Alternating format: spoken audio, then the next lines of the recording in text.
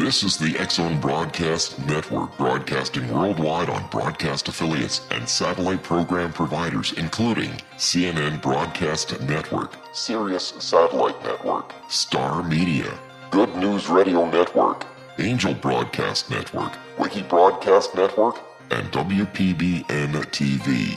For more information on the X-Zone Broadcast Network, visit us at www.xzbn.net.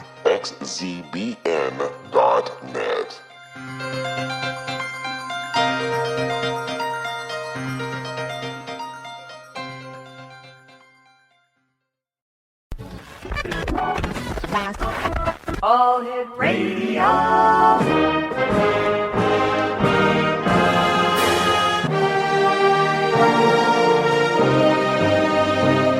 Welcome to the X-Zone, a place where fact is fiction and fiction is reality. Now, here's your host, Rob McConnell.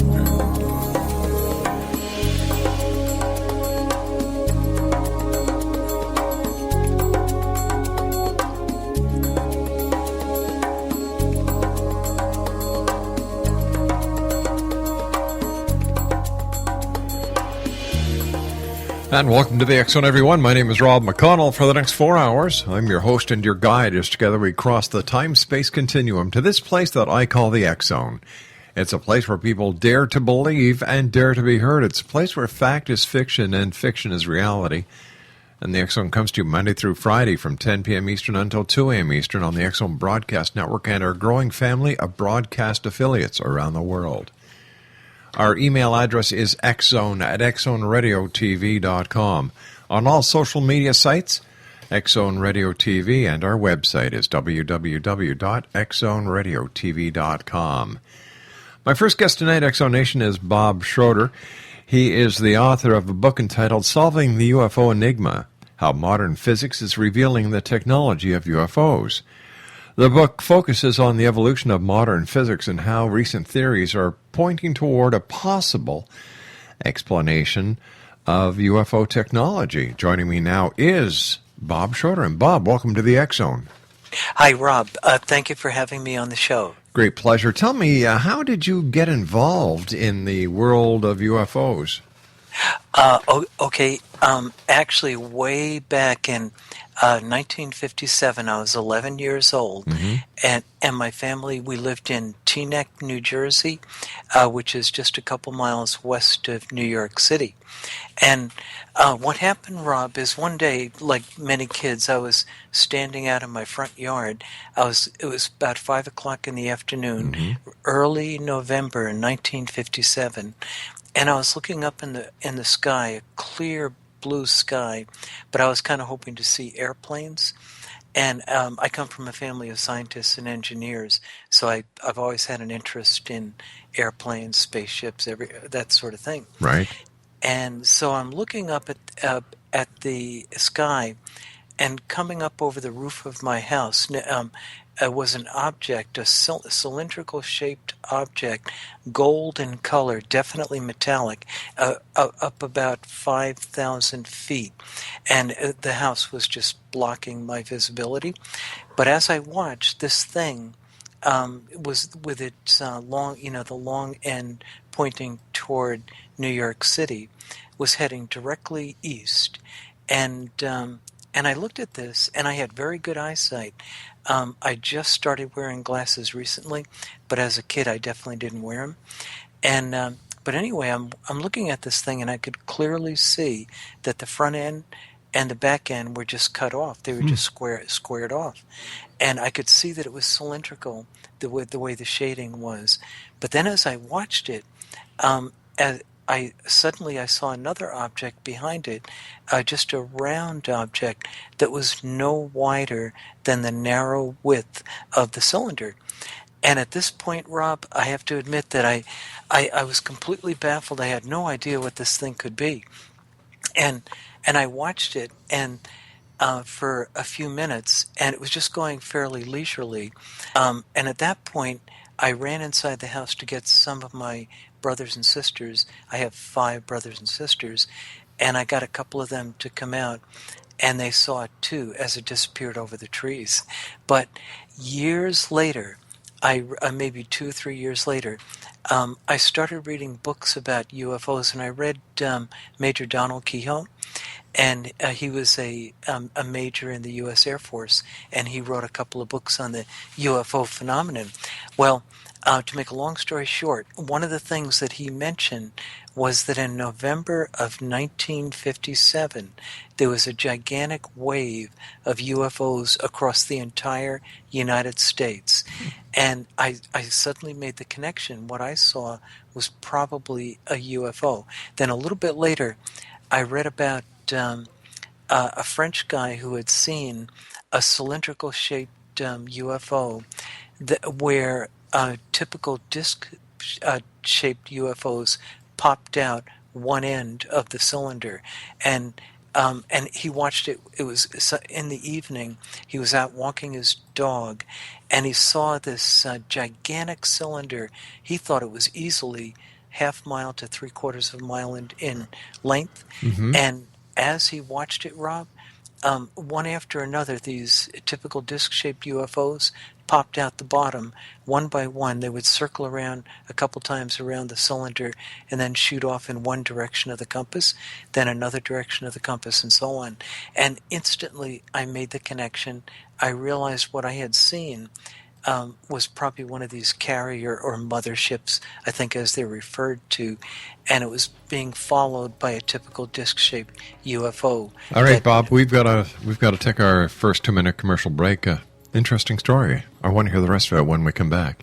Okay. Exonation, Bob Schroeder is our very special guest. He's the author of Solving the UFO Enigma, How Modern Physics is Revealing the Technology of UFOs. His book is available on Amazon.com.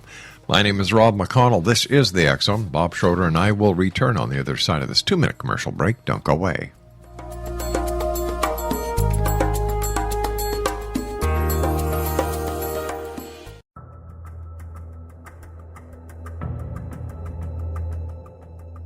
Modern Esoteric, Beyond Our Senses by Brad Olson, consummates the lifology story about where humanity originates. It is the lost continents, the primitive wisdom, the mythos of creation, and the rethinking of ancient history as we are taught in academia. There is much more to the story than what we have been told. As this is the first book in the Esoteric series, Modern Esoteric starts at the beginning of time and accelerates up to this modern age. Future Esoteric is book 2 in the series and takes a forward-looking position ahead of today with an open and honest examination of the ET issue and various unexplained phenomena. To discover the writings of author Brad Olson, visit www.bradolson.com. That's www.bradolson.com.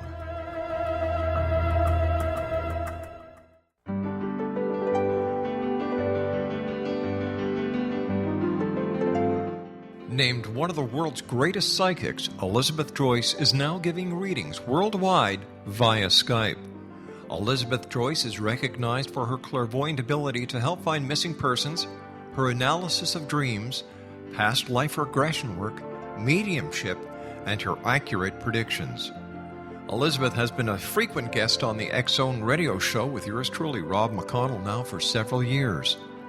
For an appointment with Elizabeth Joyce, call 201-934-8986 or Skype at elizabeth.joyce. And for more information, you can always visit Elizabeth Joyce online at www.new-visions.com.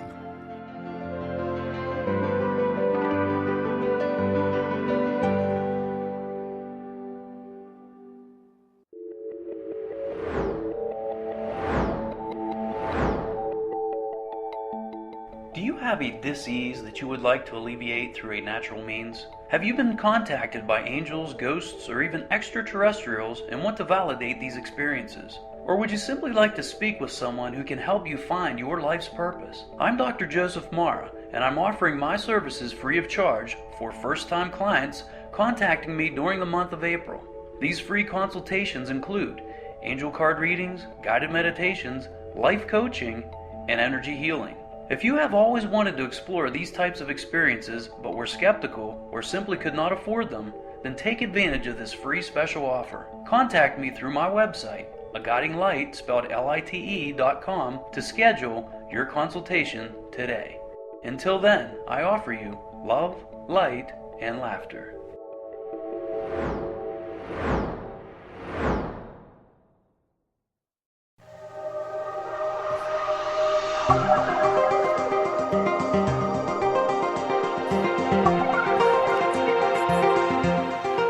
Welcome back, everyone. Bob Schroeder is our special guest this hour. We're talking to Bob about his new book.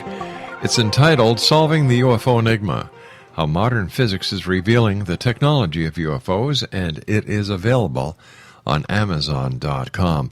Bob, please, if you don't mind, continue about your story and your quest to find out what it was that you saw in the sky. When last we were speaking, before we went to the break, you had heard a story or read an account of someone who was French who basically had the same kind of experience that you did?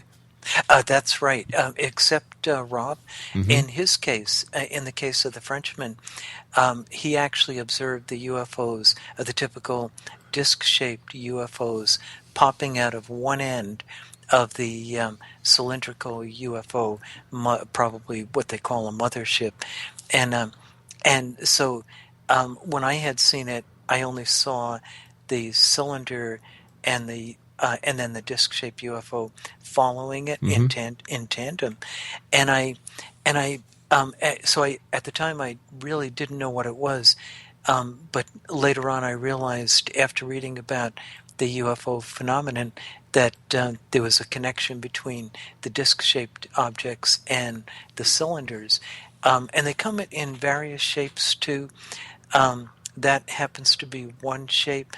But I know I've heard stories of these gigantic spheres, and then smaller objects will come out of those as well. And so that kind of, that sort of thing got me very, very excited because, Rob, when I saw this thing, I knew beyond a shadow of a doubt, or at least when I remembered it later, right. I realized that there's no question that we are being visited by, in my opinion, some kind of extraterrestrial craft. And probably not from just one civilization, but probably from hundreds, probably thousands. And let me ask you this, Bob. If we are being visited, how come everyone isn't seeing these UFOs? That it seems to be a select group that has the opportunity or the good fortune to actually see these UFOs. Actually, I think many, many more people are seeing UFOs than report them. And I have to make a confession here. Even though I saw that UFO in 1957, and I did see another one probably 3.5 decades later up in Massachusetts, in neither case did I report it. And here I am, very interested in the UFO phenomenon, and I didn't report it. And so I think there's a huge number of people out there that have seen strange things, but they've never reported it. And so, in fact, Dr. J. Allen Hynek, he was the director of Project Blue Book the scientific advisor to Project Blue Book for the United States Air Force that was investigating the UFO phenomenon. And he said essentially the same thing. The vast majority of UFO sightings are never reported. It's only a few people, a small percentage, he thought probably 2 or 3% that actually go to the trouble to report them. And why do you think that is? Oh boy, that's a good question. Well, part of it is who do you report it to, and then